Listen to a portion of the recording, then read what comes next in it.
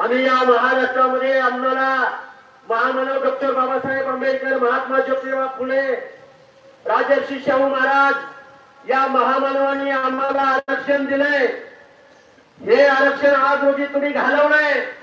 आम्ही कोर्टात गेलोय, आम्ही रस्त्यावरची लढाई लढतोय। रस्त्यावरची लढाई लढत असताना ओबीसी बांधवांना माझं सांगणं आहे, जाती पातीची लढाई लढायची ही वेळ नाही।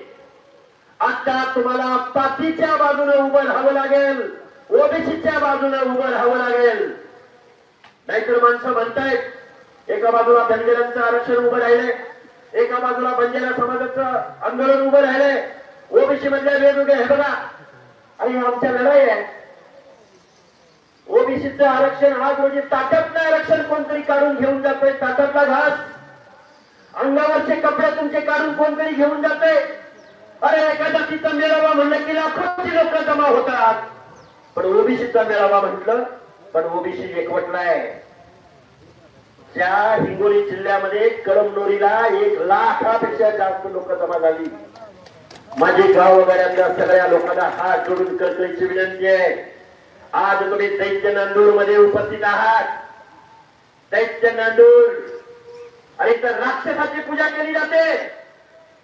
या महाराष्ट्रामध्ये देशामधले हे गाव आहे तिची दैत्याची पूजा केली जाते। त्या दैत्याच्या लिंबा दैत्याच्या गावामध्ये मी आलोय। माझ्या माता भगिनी पुढे उपस्थित आहे। आपल्या आरक्षणाची बाजू आम्ही मीडियाच्या माध्यमातून मांडतोय, टीव्ही चॅनलवरती मुलाखती देतोय, मेळावे घेतोय।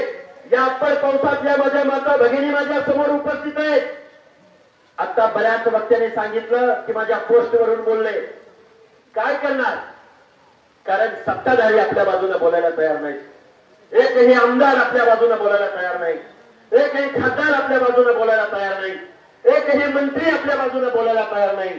तुम्हाला लवकर बोलावं लागेल, कारण आम्ही आमच्या जातीमध्ये विभागलो गेलोय।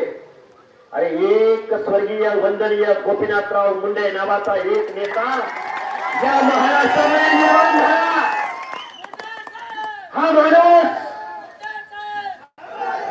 हा माणूस आज रोजी जर जिवंत असता तर या महाराष्ट्रामध्ये ओबीसीवरती ही वेळ आली नसते।